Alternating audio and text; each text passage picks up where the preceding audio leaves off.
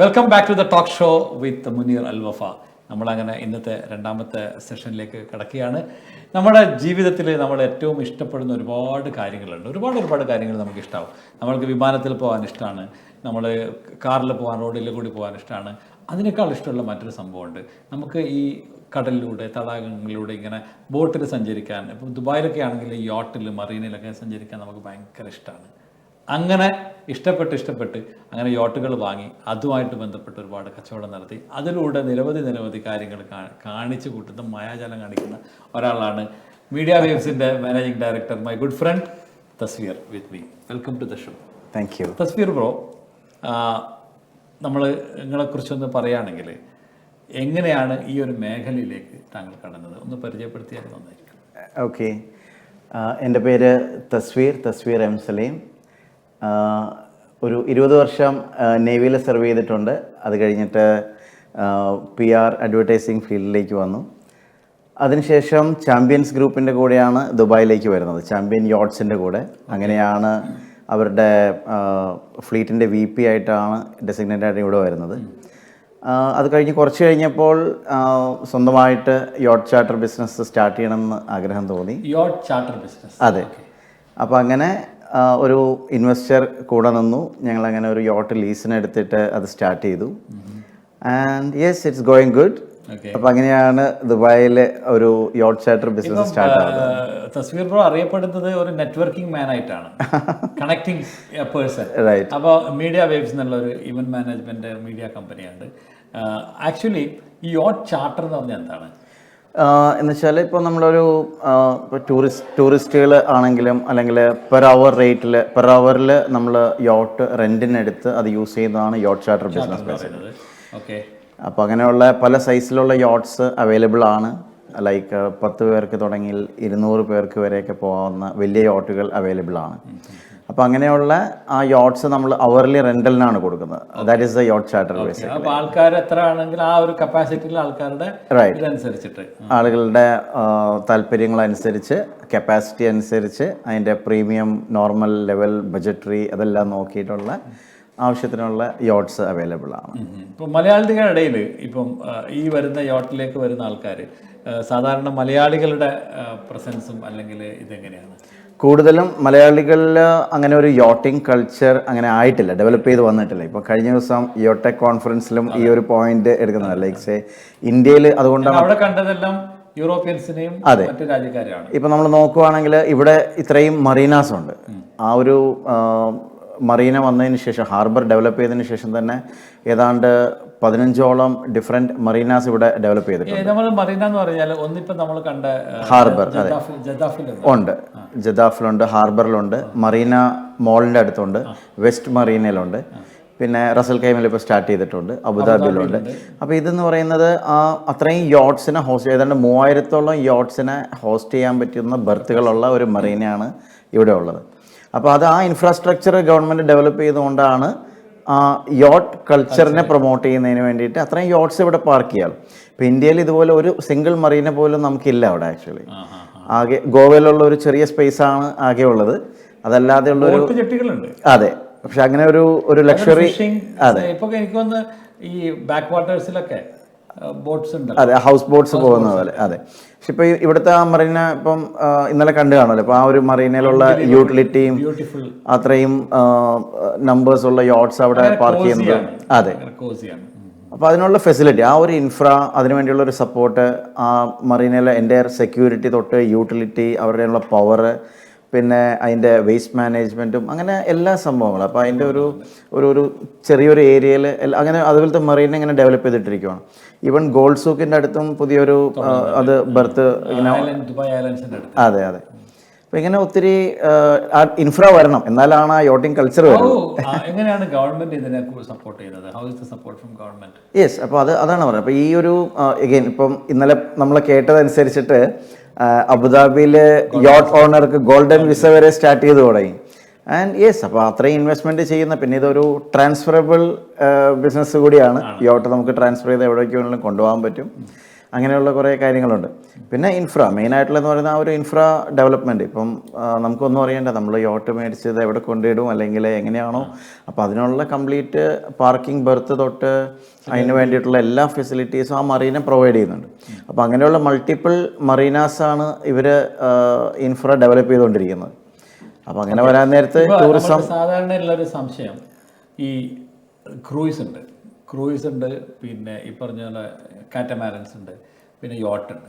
എന്താണ് ഇത് തമ്മിലുള്ള ഡിഫറൻസസ്?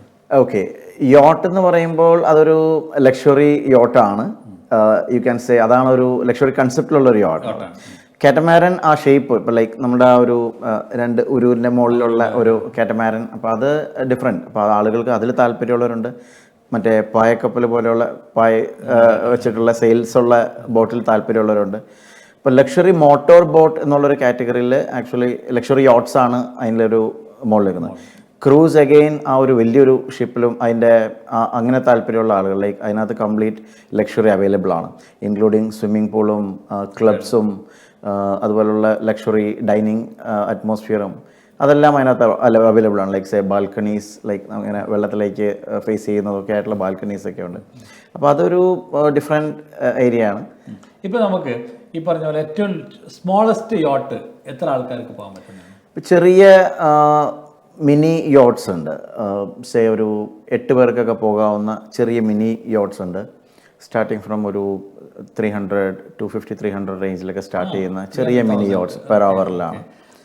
അപ്പോൾ ഈ ബിസിനസ്സിനെ കൂടെ സംസാരിക്കുകയാണെങ്കിൽ ഇപ്പോൾ നമ്മൾക്ക് ഈ ഒരു അവർലി പറഞ്ഞു, ഇപ്പോൾ ഒരു ഫാമിലിക്കാണെങ്കിൽ ഈ പറഞ്ഞ പോലെ ഒരു സാധനമാണെങ്കിൽ എത്ര അവേഴ്സാണ് സാധാരണ ആൾക്കാർ ഉപയോഗിക്കുക?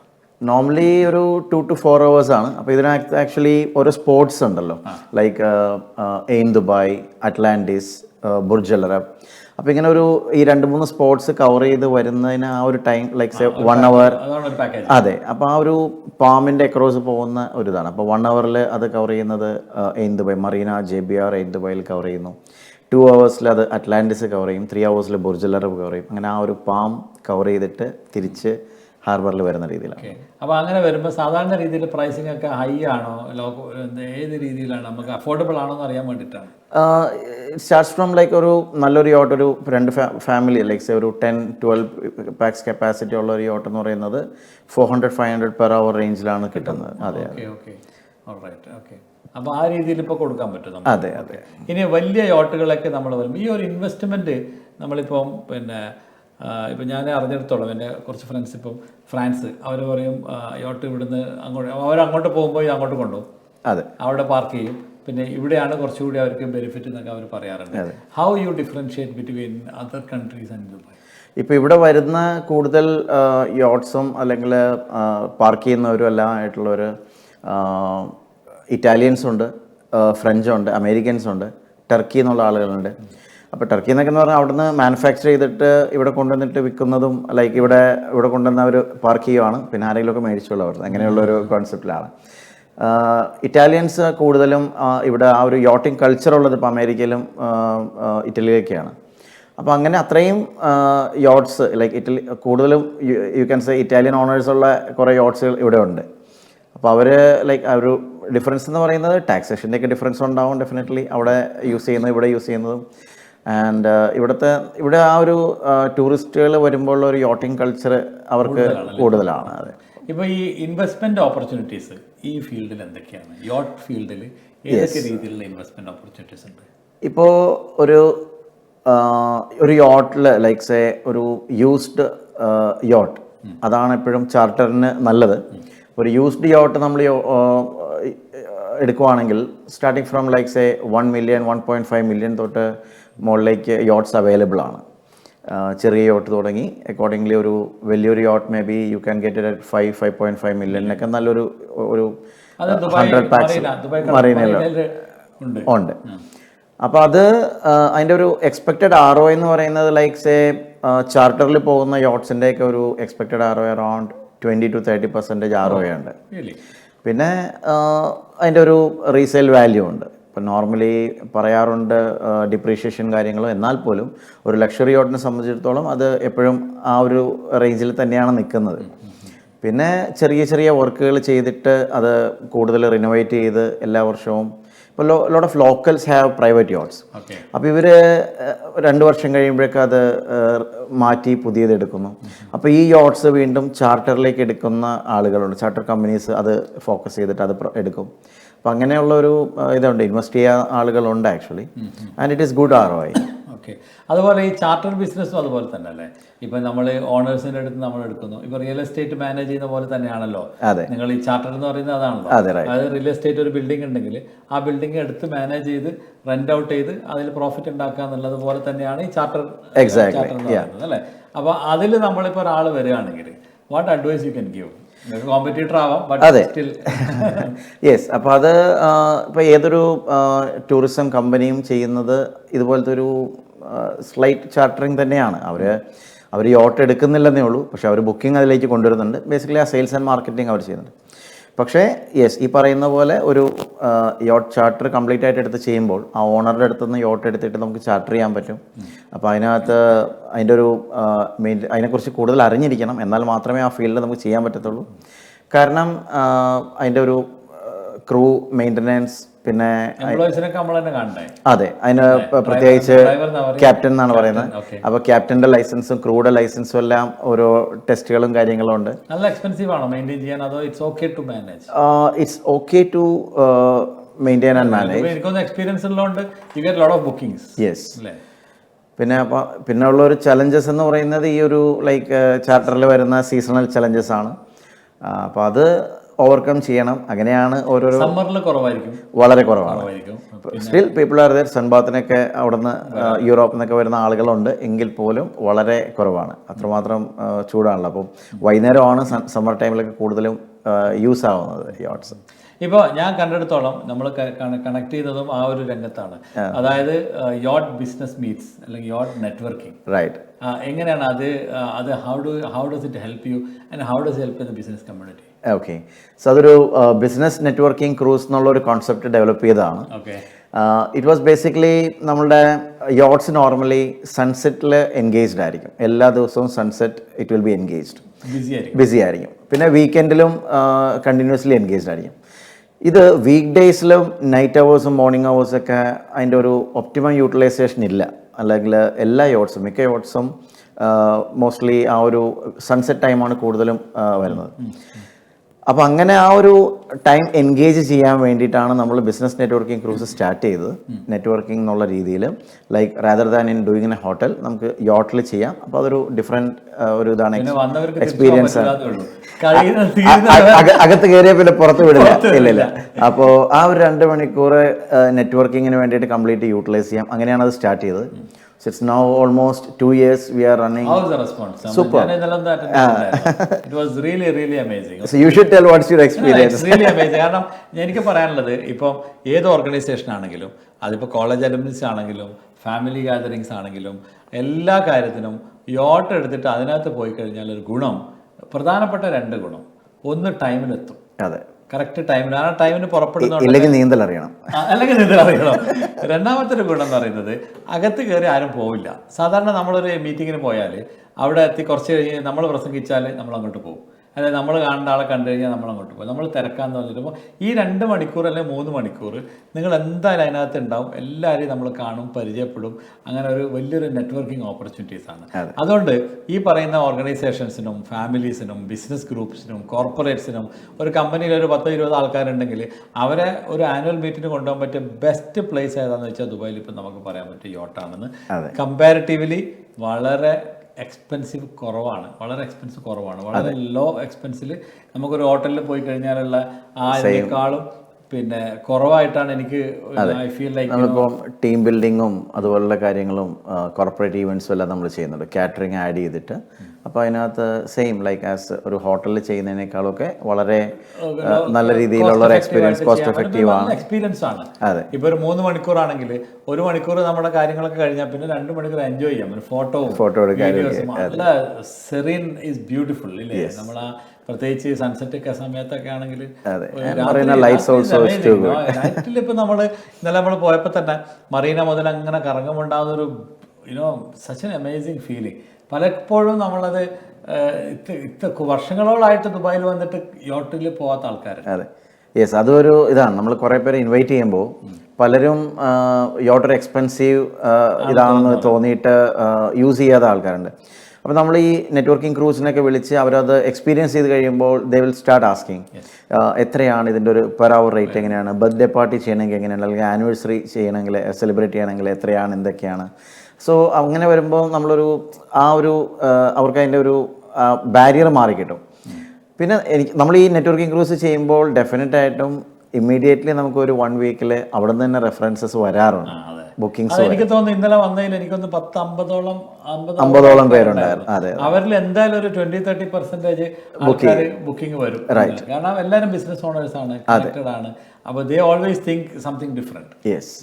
പിന്നെ ആ ഒരു മൈൻഡ് ബാരിയർ മാറിക്കഴിയുമ്പോൾ okay then why don't we bring our family also, അല്ലെങ്കിൽ നമ്മുടെ ഓഫീസിൻ്റെ മീറ്റിംഗ് ഈ പറഞ്ഞ പോലെ ഹോട്ടലിൽ നടക്കുന്നതിനേക്കാളും കൂടുതലായിട്ട് കുറച്ചും കൂടെ വൈബ്സ് വരുന്ന രീതിയിൽ ഇവിടെ ചെയ്യാൻ പറ്റും.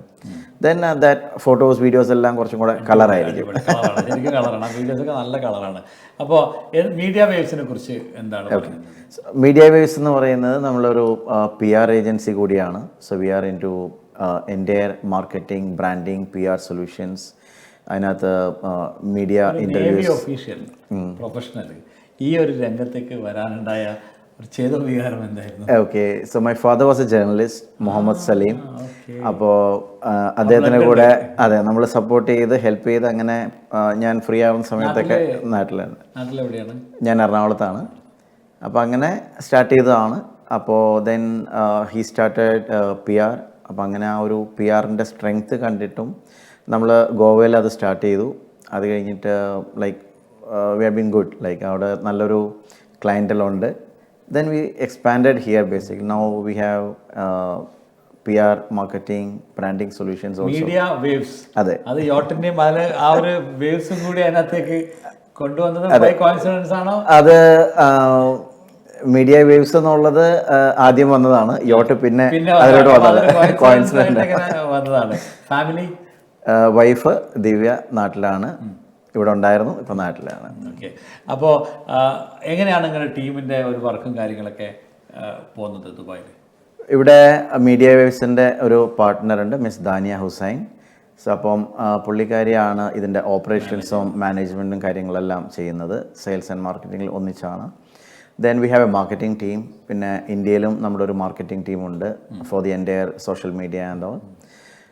നമ്മളപ്പോൾ ഇതിനകത്ത് മീഡിയ വേവ്സിൻ്റെ മെയിനായിട്ടുള്ള നമ്മൾ കൂടുതലും ഈവൻറ്റ്സ് ഓർഗനൈസ് ചെയ്യുന്നുണ്ട്. ലൈക്ക് സേ ഇൻവെസ്റ്റേഴ്സ് സമ്മിറ്റും ബിസിനസ് ഗ്രോത്ത് സമ്മിറ്റ്സും എല്ലാം നമ്മൾ ചെയ്യുന്നുണ്ട്. Corporate events, fashion events, pageants. അപ്പം അങ്ങനെ ഡൈവേഴ്സിഫൈഡ് ആയിട്ടുള്ള ഈവൻറ്റ്സ് ചെയ്യുന്നുണ്ട്. കളർഫുൾ ആണ്. അതെ. മലയാളികൾ ഈ രംഗത്ത് നിങ്ങളുടെ ഒരു എക്സ്പീരിയൻസ് ഞാൻ കണ്ടിടത്തോളം മലയാളികൾ പൊതുവേ നിങ്ങളുടെ ഈവൻറ്റ്സിലേക്ക് വരുന്നത് കുറവായിട്ടാണ് എനിക്ക് തോന്നുന്നത്. I mean you are not focusing on that. അങ്ങനെ എന്തുകൊണ്ടത് അങ്ങനെ എന്തെങ്കിലും ഉണ്ടോ? അല്ല it's just like that you are in the new Dubai area? Okay, maybe അങ്ങനൊരു നമ്മളൊരിക്കലും അങ്ങനെ ഒരു വേർതിരിവ് ഉണ്ടായിട്ടില്ല, കണ്ടിട്ടില്ല. പക്ഷേ കൂടുതൽ നമ്മൾ മീറ്റപ്സിലെല്ലാം പ്രൊമോട്ട് ചെയ്യുമ്പോൾ മീറ്റപ്സിൽ നോർമലി എന്ന് പറയുന്നത് ഇപ്പോൾ പുറത്തുനിന്ന് ഒരാൾ വരുന്നു. ഇപ്പോൾ ഇന്നലെ ഒരു അമേരിക്കയിൽ നിന്ന് വന്ന ഒരു ആർട്ടിഫിഷ്യൽ ഇൻ്റലിജൻസിൻ്റെ ഒരു ലേഡിയാണ്. അപ്പോൾ അവർ വന്ന് നോക്കുമ്പോൾ ആദ്യം മീറ്റപ്പിൽ കാണുന്നത് അല്ലെങ്കിൽ ഇതുപോലെയുള്ള nearby events, maybe മറീനയിലോ അല്ലെങ്കിൽ അങ്ങനെ നോക്കാൻ നേരത്തെ ഇത് പോപ്പപ്പ് ചെയ്യും. അപ്പോൾ അങ്ങനെ അവരാണ് കൂടുതൽ വരുന്നത്. ലൈക്ക് ഫോറിനേഴ്സ് ഉണ്ട്, നോർത്ത് ഇന്ത്യൻസും ഉണ്ട്, മലയാളികളും ഉണ്ട്, അങ്ങനെ ഇല്ല എന്നല്ല, ബട്ട് യെസ് കുറവാണ് അത്. അതെ, അപ്പോൾ അത് നമ്മൾ അങ്ങനെ ഒരു ഫോക്കസ്ഡ് അല്ല. എല്ലാവരും ഉണ്ട്, നെറ്റ്വർക്കിങ്ങിലും ക്ലയൻറ്റലിലും എല്ലാം ഉണ്ട്. ഓൾറൈറ്റ്. അപ്പോൾ നമ്മുടെ സമയം അരമണിക്കൂർ കഴിഞ്ഞു. എന്തായാലും ഒരുപാട് പുതിയ ബിസിനസ് മേഖലകൾ നിങ്ങൾക്ക് കെട്ടിപ്പടുക്കാൻ വേണ്ടിയിട്ട് അതിനുള്ള നിർദ്ദേശങ്ങളും കാര്യങ്ങളൊക്കെ നമുക്ക് ഇവിടുന്ന് ഒരുപാട് ലഭിച്ചിട്ടുണ്ട്. പുതിയ മേഖലയാണ്, ഒരുപക്ഷെ മലയാളികളുടെ ഇൻവെസ്റ്റ്മെൻറ്റ് വളരെ കുറവുള്ളൊരു മേഖലയാണ്. നമ്മൾ സൂപ്പർ മാർക്കറ്റ് മുതൽ പിന്നെ ഇങ്ങനെയുള്ള ട്രഡീഷണൽ ബിസിനസ്സിലും പിന്നെ ടെക്നോളജിയിലൊക്കെ നമ്മൾ ഒത്തിരി ബിസിനസ് ചെയ്യുന്നുണ്ടെങ്കിലും യോട്ട് ഇൻവെസ്റ്റ്മെൻറ്റിലേക്ക് അല്ലെങ്കിൽ അതിൻ്റെ ഒരു ബിസിനസ് ഓപ്പർച്യൂണിറ്റിയിലേക്ക് ഇനിയും മലയാളികൾ ഉണ്ട്. കുറച്ച് നല്ല ആൾക്കാരൊക്കെ ഉണ്ട്. പക്ഷെ എന്നാലും സ്റ്റിൽ ഇറ്റ്സ് എ അൺഎക്സ്പ്ലോർഡ് മാർക്കറ്റാണ്, അൺഎക്സ്പ്ലോർഡ് ആയിട്ടുള്ള ഒരു വെർജിൻ മാർക്കറ്റാണ്. അതിലേക്ക് തീർച്ചയായിട്ടും നിങ്ങൾക്ക് എന്തെങ്കിലും ആവശ്യമുണ്ടെങ്കിൽ ഇദ്ദേഹത്തെ വിളിക്കാം. വളരെ ജെന്യൂനായിട്ടുള്ളൊരു മനുഷ്യനാണ്, വളരെ സിമ്പിൾ, അതുപോലെ തന്നെ കോഡിയൽ ആയിട്ടുള്ള ഒരാളാണ്. That's what my experience is all about. അപ്പോൾ ഇത്രയും നേരം വന്ന് ഈ കാര്യങ്ങളൊക്കെ നമ്മുടെ ആൾക്കാർക്ക് വേണ്ടി വിശദീകരിക്കുകയാണ് കൊണ്ട് വന്നതിന് ഒരുപാട് സന്തോഷം. I'm really happy to host you on my show. Thank you. It's a pleasure always. അതെ. അവസാനമായിട്ട് ഈ ഹോട്ടൽ ഫീൽഡിലേക്ക് വരുന്ന ആളോട് എന്തെങ്കിലും ഒരു മെസ്സേജ്, ഉപദേശം കൊടുക്കാനുണ്ടോ? യോട്ടിംഗ് ഇൻഡസ്ട്രി എന്ന് പറയുന്നത് ഇപ്പോൾ ഒരു എസ്പെഷ്യലി ഇൻ UAE വളരെ ബൂമിംഗ് ആയിട്ടുള്ളൊരു സെഗ്മെൻ്റ് ആണ്. ലുക്രാറ്റീവ് ആണ്, പ്രോഫിറ്റബിൾ ആണ്. അപ്പോൾ അതനുസരിച്ചുള്ള ROI ഉണ്ട്. So definitely, I'm available for any consultations if somebody wants to start the business. Wonderful, wonderful. That's the good piece of advice. Thank you so much. അപ്പോൾ ഇനി വീണ്ടും നമുക്ക് അടുത്ത വെള്ളിയാഴ്ച 8:30 നിങ്ങളുടെ പ്രിയപ്പെട്ട UBL ടെലിവിഷനിലെ പുതിയ അതിഥിയുമായിട്ട് കണ്ടുമുട്ടാം. Till then, Muneer Al Wafa with love. Thank you.